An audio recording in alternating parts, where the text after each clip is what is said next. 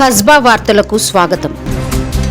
పటాన్చెరులో 400 కోట్ల సిఎస్ఆర్ నిధుల నూతన మల్టీ సూపర్ స్పెషాలిటీ హాస్పిటల్కు కాలుష్య వ్యతిరేక పోరాట యోధుడు సుప్రీంకోర్టులో కేసు వేసి 567 కోట్ల సిఎస్ఆర్ నిధులను తెప్పించిన ఘనుడు ఇప్పటికీ పారిశ్రామిక ప్రాంతాల ప్రజలు ఉచిత మంచినీరు తాగుతున్నారు అంటే దానికి ప్రధాన కారకుడు దివంగత డాక్టర్ కిషన్ రావు అన్న విషయం ప్రభుత్వ పెద్దలు గుర్తించి కిషన్ రావు చేసిన సేవలను గుర్తించి అట్టి భారీ నిధుల పటాన్చెరు పెద్ద దవాఖానకు పెద్ద అయిన డాక్టర్ కిషన్ రావు పేరు పెట్టాలని మేధావుల ఫోరం కన్వీనర్ కస్బా శంకర్ రావు నేడు జరుగుతున్న మంత్రిమండలి సమావేశాలకు సూచిస్తున్నారు.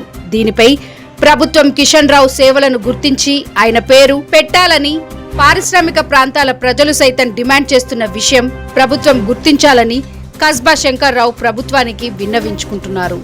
తెలంగాణ కేబినెట్ సమావేశం ఉంటుందన్న వార్తల నేపథ్యంలో తెలంగాణ రక్షణ సేన చీఫ్ కవిత ప్రభుత్వం ముందు పెడుతున్న అతిపెద్ద డిమాండ్లపై మంత్రిమండలి దృష్టి పెడుతున్నదో లేదో వేచి చూడాలి.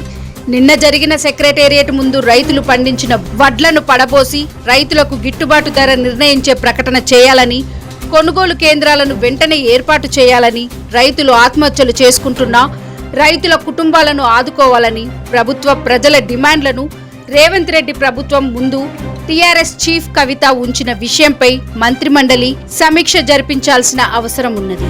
రైతులకు భరోసా కల్పిస్తూ మంత్రిమండలి నిర్ణయం తీసుకోవాల్సిన అవసరం ఎంతైనా ఉన్నదని, అలాగే పటాన్చెరువులో 400 కోట్ల సిఎస్ఆర్ నిధుల ప్రజల పెద్ద దవాఖానకు పెద్దయిన దివంగత డాక్టర్ కిషన్ రావు పేరు పెట్టాలని బలంగా ప్రభుత్వాన్ని కోరుతున్న మేధావుల ఫోరం కన్వీనర్ కస్బా శంకర్ రావు, పటాన్చెరు.